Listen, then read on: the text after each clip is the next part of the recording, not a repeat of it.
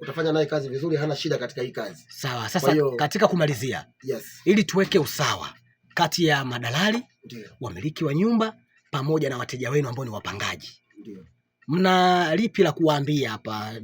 Niwape ndani ya dakika moja hii wote mzungumze wapi la kuambia, ili kuweka kitu kiwe sawa, ili wale wenye nyumba wazidishe urafiki na nyinyi na ukaribu mzuri, na pia hao wanaopanga pia wawe na ukaribu mzuri na wenye nyumba pamoja na nyinyi, ili kuweka jambo liwe sawa, kusiwe na ukizana kama mimi mtu ambaye nawachukia kweli madalali, unajua. Kwa hiyo nataka mzungumze ili waelewe hapa. Kweli kabisa. Mimi ndalielezea kwa upande mmoja. Kuna dakika moja, wote wawili mtaitumia hiyo. Yes, naomba niseme kwamba kwa upande wangu mimi ninachokiona ni kwamba wenye nyumba kwa upande wao warudi wawe waaminifu tu, na sisi madalali pia tuwe waaminifu, na wateja pia asiwe muongo. Mteja anaweza akaja hapa kwako akazungumza na wewe kwa uaminifu kabisa kwamba nimepapenda sehemu fulani, lakini baadaye ukishaagana naye anazunguka anaenda kwa mwenye nyumba yule, wanakubaliana wao makubaliano yao, wanamaliza biashara, dalali unatupwa nje.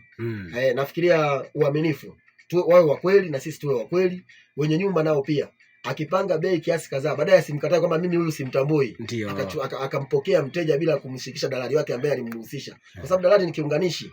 Mwisho wa siku anashikwa dalali kwamba wewe ndio uliyemleta huyu mtu, kwa hiyo tuwaelezee ulimtoa wapi, alafu huyu mtu pia umemfahamia wapi, mbona amekuja hapa anatusumbua kulipa kodi.